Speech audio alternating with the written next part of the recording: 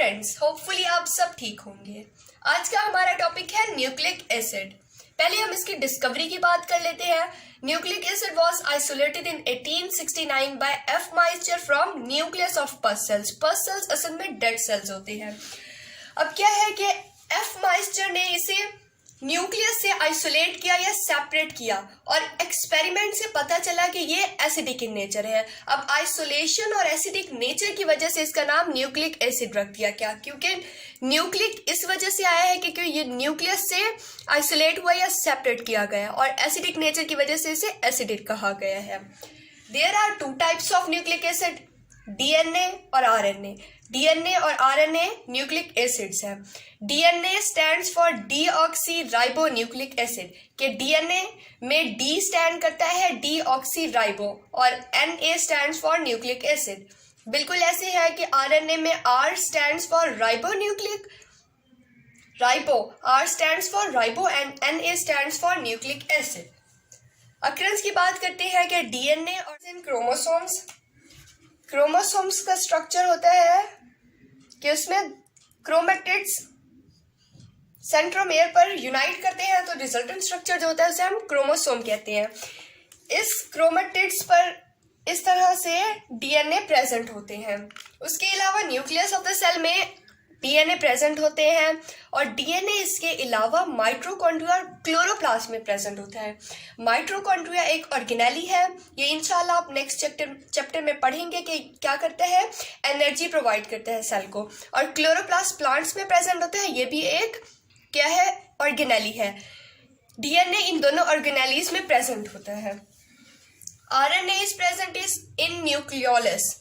अब न्यूक्लियोलस क्या है? न्यूक्लियोलस एक डार्क स्पॉट है विद इन द न्यूक्लियस।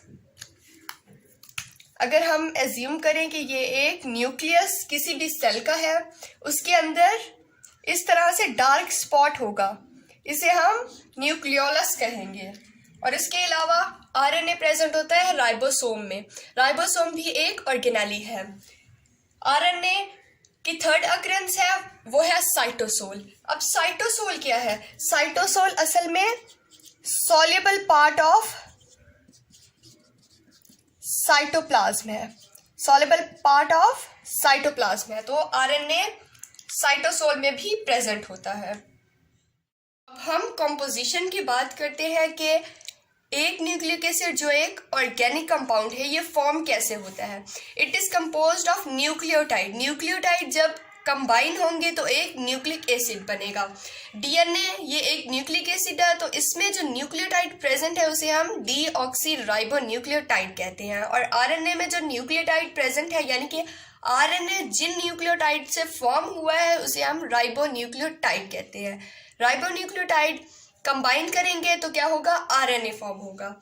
अब न्यूक्लियोटाइड जो है कंबाइन करते हैं तो क्या बनता है, न्यूक्लिक एसिड। अब न्यूक्लियोटाइड खुद किन चीजों से फॉर्म हुआ है, तो बात करते हैं composition of nucleotide.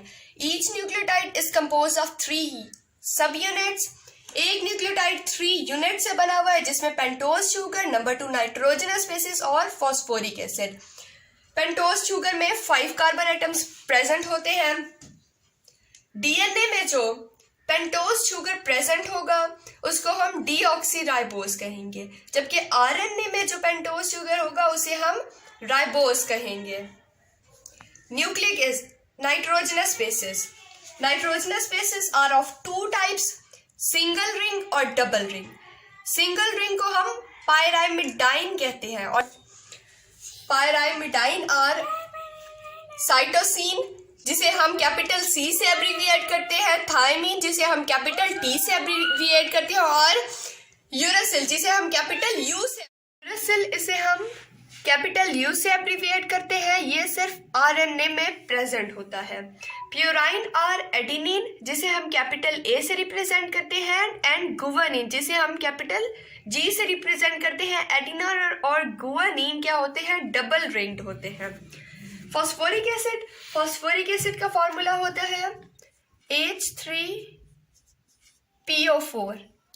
Phosphoric acid has the ability to form ester bond with hydroxyl group of pentose sugar. Phosphoric acid असल में क्या करता है, पेंटोज शुगर के हाइड्रोक्सिल ग्रुप के साथ ईस्टर बॉन्ड बनाता है। Nucleotide nitrogenous base is attached to carbon number 1 of pentose sugar and phosphoric acid is attached with carbon number 5 of pentose sugar। अभी हम इसका स्ट्रक्चर देखते हैं और इससे हमें क्लियर होगा कि नाइट्रोजनस बेस जो है वो कार्बन नंबर 1 पे अटैच होती है, जबकि फॉस्फोरिक एसिड जो है कार्बन नंबर 5 पे अटैच। ये एक न्यूक्लियोटाइड है। ये स्ट्रक्चर जो है इसे हम शुगर कहते हैं। ये एक राइबोज शुगर है। इसमें क्या है कि 5 कार्बन एटम प्रेजेंट होते हैं, जैसे अभी मैंने इसे रेड से शो किया कि 1 2 3 4 और ये 5, ये हाइड्रोजन है कार्बन के साथ। ये 5 कार्बन एटम प्रेजेंट है 1 के साथ। ये जो स्ट्रक्चर अटैच है इसे हम नाइट्रोजनस बेस कहते हैं और यहाँ इसका नाम है एडिनिन। एडिनिन क्या है, डबल रिंग नाइट्रोजनस बेस है। ये देख सकते हैं कि इसकी 2 रिंग्स है। ये एडिनिन अटैच हुई हुई है राइबोज शुगर के साथ, और जबकि कार्बन नंबर 5 पर ये एक फॉस्फोरिक ग्रुप प्रेजेंट है। अगर हम राइबोज शुगर और बेस को यानी कि एडिनिन को कंबाइन करें यानी कि, तो हम इन्हें न्यूक्लियोसाइड कहेंगे। The compound form by the combination of base and a pentose sugar is called as nucleoside. तो ये क्या है, ये जो स्ट्रक्चर आप देख रहे हैं यहां से यहां तक, इसे हम न्यूक्लियोसाइड कहेंगे। लेकिन अगर हम फॉस्फोरिक एसिड को इंक्लूड कर लें तो ये न्यूक्लियोसाइड नहीं बल्कि न्यूक्लियोटाइड कहेंगे इसे। अब न्यूक्लियोटाइड की हम डेफिनेशन देख लेते हैं कि न्यूक्लियोटाइड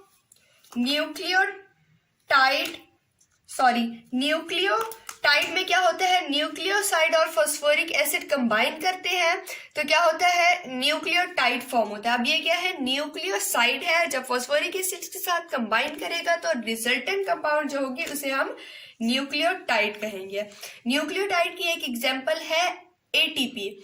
इसे हम एडिनोसिन ट्राइफॉस्फेट कहते हैं कि एडिनोसिन फॉर्म होता है जब राइबोज कंबाइन करता है एडिनिन के साथ, और ट्राइफॉस्फेट होते हैं इसलिए इसे कहते हैं ATP, adenosine triphosphate. It is an example of nucleotide.